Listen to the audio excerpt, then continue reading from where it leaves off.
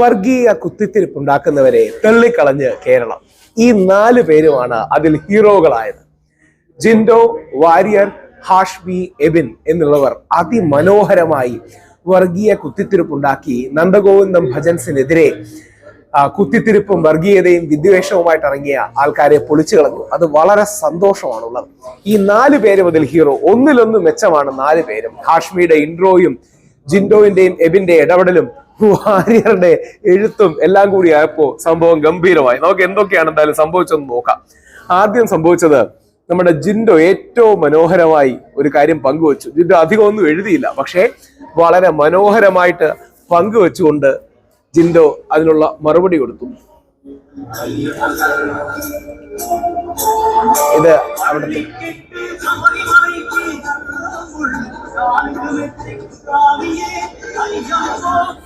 ഇതാണ് കേരളം.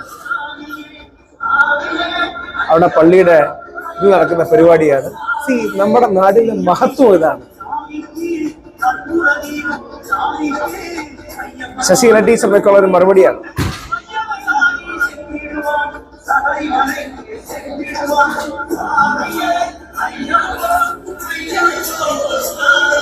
അതാണ് മനോഹരമായതെങ്കിൽ അതിമനോഹരമായി ജിൻഡോ ആ കാര്യത്തിൽ ഇന്റർവ്യൂ ചെയ്തു.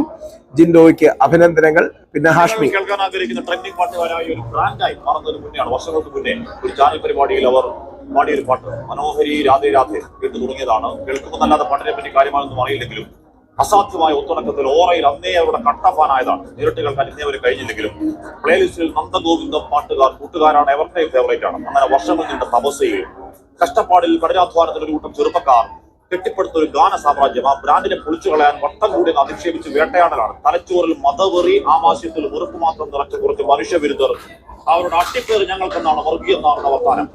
ആ ക്ഷേത്രത്തിൽ പുറത്തൊരു പരിപാടിയിൽ ആ നാട് ചോരയിൽ പോരുന്ന സെക്യുലർ പൈതൃകത്തിൽ ട്രിബ്യൂട്ടായ ക്രൈസ്തവ ഗാനം പാടിയതാണ് ഈ വേട്ടയ്ക്കുള്ള മഹാപരാധം. അന്ന് മാളം വിട്ടിറങ്ങിയിലെ മൂക്കന് വെള്ളിക്കെട്ടൊന്നുമല്ല, രാജവമ്പാലെ തോൽപ്പിക്കുന്ന വിഷപ്പാമ്പുകളുടെ ആർത്തുകളയാട്ടം 10 കടിച്ച് താഴ്ത്തണം. ദുഷ്ടലക്ഷ്യങ്ങളുടെ മുടിഞ്ഞ പടയാണ് അഗ്രസീവ് ലക്ഷ്യം. നാടിന്റെ സമാധാനത്തിന് വായിക്കരി. ആർജവത്തോടെ ക്ഷേത്ര കമ്മിറ്റി പറയുന്നുണ്ട്, ദേശവിളക്കിന് താലപ്പൊലിക്ക് ക്രൈസ്തവരും തിരിതെളിക്കുന്ന നാടാണ്, സ്നേഹമാണ്, സൗഹാർദ്ദമാണ് ഞങ്ങളുടെ ജീവനാടി, അത് തകർത്ത് പിടിക്കല്ലേ. എന്നിട്ട് മടങ്ങുന്നു വൃത്തികേടിന്റെ വായ്ത്താരികൾ. വർഗീയപ്പോത്തിനും ദേത്തവാഴ എന്ന് കമ്മ്യൂണൽ ഹാർമണി ശാസ്താവിനെ പാടിയുറക്കുന്ന ഹരിവരാസൻ പാടിയവന്റെ മതമേതാണ് എന്ന് അത് കേട്ട സന്നിധാനത്ത് കൈകൂപ്പി ഹൃദയം നിറഞ്ഞ ആനന്ദക്കുണ്ണീർ പൊഴിക്കുന്ന ഒരു ഭക്തൻ സ്വപ്നത്തിൽ ആലോചിക്കുവോ?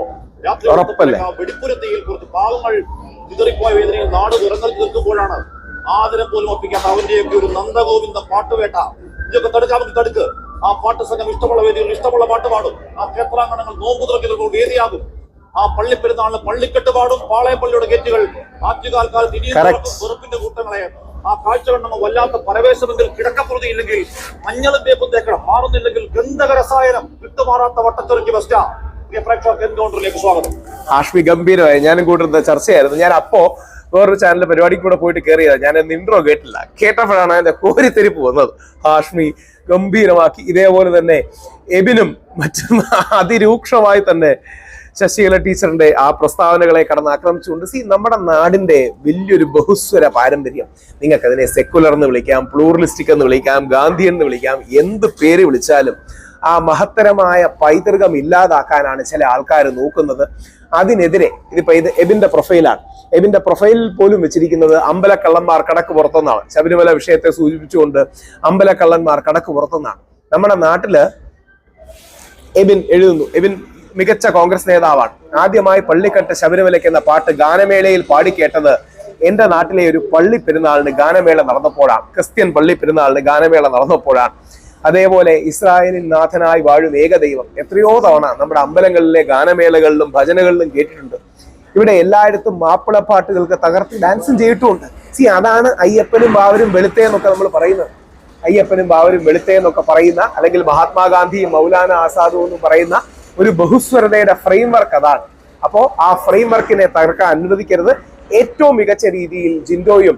ഇനി അടുത്തത് നമ്മുടെ വാര്യർ ഉഗ്രനാക്കിയിട്ടുണ്ട്. അതായത് വാര്യരോട് ഒരാൾ വന്ന് ചോദിച്ചു, സന്ദീപ് വാര്യരോട് ഒരാൾ വന്ന് ചോദിച്ചു, നിങ്ങള് എന്നാ പോയി പള്ളി പാടുന്നത്, അതായത് മുസ്ലിം ലീഗിന്റെ അനുവാദം മേടിച്ചിട്ട് നീയൊക്കെ പോയി പള്ളി പാടണ, പള്ളിയുടെ മുമ്പിൽ ചെന്ന് പാട് എന്ന് പറഞ്ഞു. സന്ദീപ് വാര്യർ അതിനൊരു ഗംഭീര മറുപടി കൊടുത്തിട്ടുണ്ട്. ആ ഗംഭീര മറുപടി നമ്മൾ എടുക്കേണ്ടതാണ്. സന്ദീപ് വാര്യർ കൊടുത്ത മറുപടി എന്ന് പറഞ്ഞാൽ, ഞാൻ നീ അവിടെ ചെന്ന് പാടിയിട്ട് വേണം, വാര്യർ പാടിയ സ്ഥലമാണ്, അതുകൊണ്ട് ഭാവിയിൽ ഇവിടെ കുഴിച്ച് അമ്പലമാക്കണമെന്ന് പറയായിരുന്നു. ഇവർക്ക് ആർക്കും അമ്പലത്തോട് സ്നേഹമൊന്നും ഉണ്ടായിട്ടല്ല. ഇവർക്കാർക്കും അമ്പലത്തോട് എന്തെങ്കിലും പ്രത്യേകിച്ച് സ്നേഹമോ അല്ലെങ്കിൽ ഹിന്ദുക്കളോട് പ്രത്യേകിച്ച് സ്നേഹമോ ഒന്നും ഉണ്ടായിട്ടല്ല. പകരം യഥാർത്ഥത്തിൽ ഇവർ ചെയ്യുന്നത് നമ്മുടെ നാടിന്റെ ബഹുസ്വരതയും നമ്മുടെ നാടിന്റെ ഐക്യവും നമ്മുടെ നാടിന്റെ യോജിപ്പും ഒക്കെ തകർക്കാൻ ശ്രമിക്കലാണ്. ആ രീതിയിൽ അതിശക്തമായി നമ്മൾ അതിനെ പ്രതിരോധിക്കണം. കാര്യം നമ്മുടെ നാട് ഉത്തരേന്ത്യയിലെ ചില സംസ്ഥാനങ്ങളെ പോലെ അങ്ങോട്ടും ഇങ്ങോട്ടും എന്താ പറയുക പ്രശ്നങ്ങളാവുന്ന രീതികളാവരുത്. ഇത് ഈ നാടിന്റെ പൈതൃകമാണ്. സന്ദീപ് വാര്യർ പറഞ്ഞതുപോലെ അവസരമുണ്ടാക്കി അമ്പലങ്ങളെയും പള്ളികളെയും തമ്മിൽ കൂട്ടിയെടുപ്പിക്കാനും തമ്മിൽ തെല്ലിക്കാനും നിൽക്കുന്നവർക്ക് നമ്മൾ ഒരിക്കലും അവസരം ഉണ്ടാക്കി കൊടുക്കരുത്. അതിശക്തമായ രീതിയിൽ അത് നമുക്ക് പ്രതിരോധിക്കാനും ആകണം. ഇവിടെ നല്ല തണുപ്പാണ്, അതായത് ഞാനിപ്പോൾ എന്താ ഒരു ക്രൂസിലാണ്. ഞാൻ ആ ക്രൂസിൽ ഇരിക്കുമ്പോഴും ആ വീഡിയോ ചെയ്യാൻ കാരണം ഇത് ഇവിടെ നല്ല തണുപ്പുണ്ട്, പക്ഷെ അതിനേക്കാൾ വലിയ കുളിർമയാണ് എനിക്ക് തോന്നിയത് നമ്മുടെ ഈ പ്രതികരണങ്ങൾ കേട്ടപ്പോൾ. അത് ഹാഷ്മി ആകട്ടെ, സന്ദീപ് വാര്യർജി ആകട്ടെ, ശ്രീ ജിൻഡോ ജോൺ ആകട്ടെ, ശ്രീ എബിൻ വർക്കി ആകട്ടെ, നമ്മുടെ നാടിന്റെ ബഹുസ്വര പാരമ്പര്യങ്ങളെ അതിശക്തമായ രീതിയിൽ ഉയർത്തിപ്പിടിക്കുകയാണ് ചെയ്തത്. അപ്പോൾ ലോകത്ത് എവിടെയാണെങ്കിലും മലയാളി ആ മതസൗഹാർദ്ദം ഉൾക്കൊള്ളുന്നതാണ്, ആ ബഹുസ്വരത ഉൾക്കൊള്ളുന്നതാണ്. ആ ബഹുസ്വരത ഉൾക്കൊണ്ട് നമുക്ക് മുമ്പോട്ട് പോകാൻ കഴിയണം. നമ്മുടെ നാടിന്റെ ചരിത്രം നോക്കിയാൽ അങ്ങനെയാണ്. വിവേകാനന്ദ സ്വാമികളുടെ ആശ്രമത്തിലാണ് ഇന്ത്യയിലെ ഏറ്റവും മികച്ച ക്രിസ്മസ് ഈവ് സെലിബ്രേഷൻസ് നടക്കുന്നത്. ഡിസംബർ 24 ബേലൂർ മഠത്തിൽ വെച്ചാണ്. മഹാത്മാഗാന്ധി ആകട്ടെ, അദ്ദേഹം ജീവിതം തന്നെ ഹിന്ദു മുസ്ലിം ക്രിസ്ത്യൻ ഐക്യത്തിന് വേണ്ടി ഹോമിച്ച വ്യക്തിയാണ്. നമ്മുടെ അയ്യപ്പസ്വാമി ആകട്ടെ, അയ്യപ്പനാകട്ടെ, വാവരാകട്ടെ, വെളുത്തയാകട്ടെ, ഇവരെല്ലാം അവരവരുടെ വിശ്വാസങ്ങളിൽ ഉറച്ചു നിന്നുകൊണ്ട് തന്നെ മതസൗഹാർദ്ദത്തിന്റെ വലിയൊരു പശ്ചാത്തലം ഒരുക്കിയതാണ്. അങ്ങനെ ഒരുക്കാൻ കഴിയട്ടെ. വളരെ സന്തോഷം. അങ്ങനെയാണെങ്കിലേ നമ്മുടെ രാജ്യത്ത് സന്തോഷം ഉണ്ടാവും. ഇപ്പൊ ഫിൻലാൻഡ് ലോകത്തിലെ ഏറ്റവും സന്തോഷമുള്ള രാജ്യമാണെന്ന് പറയാറുണ്ട്. നമ്മുടെ നാട്ടിലെ പോലെ വർഗീയത അടക്കം വിദ്വേഷം പലതും അവിടെ ഇല്ല. അവർക്ക് സ്പിരിച്വാലിറ്റി ആംഗിൾ കുറവാണ്. ഇന്ത്യ മുമ്പോട്ട് വെക്കേണ്ട മോഡൽ മതമില്ലാത്ത സ്കാൻഡിനേവിയൻ മോഡൽ അല്ല. പക്ഷേ എല്ലാ മതങ്ങളും ഗാന്ധിയൻ രീതിയിൽ സഹവർത്തിത്വത്തോടെയും സാഹോദര്യത്തോടെയും കഴിയുന്നതാണ്. ഈ തീവ്ര ഹിന്ദുത്വവാദികൾക്ക് ഹിന്ദു വേണമെന്നൊന്നുമില്ല. അവരുടെ ഹിന്ദുത്വം എന്ന് പറഞ്ഞാൽ മുസ്ലിം വിരോധമാണ്. നാളെ എല്ലാ അമ്പലങ്ങളും പള്ളികളും പൊളിക്കണം എന്ന് പറഞ്ഞാൽ അവർക്ക് സന്തോഷമാണ്. കാര്യം കുറെ മുസ്ലിം പള്ളികൾ അതിൽ പൊളിയുമല്ലോ, അല്ലെങ്കിൽ കുറെ ക്രിസ്ത്യൻ പള്ളികൾ അതിൽ പൊളിയുമല്ലോ എന്ന് സന്തോഷം കൊണ്ട് അവർക്ക് ഓക്കെ ആയിരിക്കും. പക്ഷെ നമുക്ക് അങ്ങനെയല്ല. അമ്പലവും വേണം, ക്രിസ്ത്യൻ പള്ളി വേണം, മുസ്ലിം പള്ളി വേണം, ഗുരുദ്വാര വേണം, വിഹാരം വേണം, സിനഗോഗ് വേണം, എല്ലാം വേണം. എല്ലാം സൗഹാർദ്ദത്തോടെ ജീവിക്കണം. ആ സൗഹാർദ്ദത്തിലേക്ക് നമുക്ക് എത്താനാകട്ടെ. അപ്പോൾ ഹാഷ്മിക്ക്, ജിൻഡോയ്ക്ക്, എബിന്, നമ്മുടെ സന്ദീപ് വാര്യർക്ക് എല്ലാവർക്കും വലിയൊരു പ്രണാമം പറയും.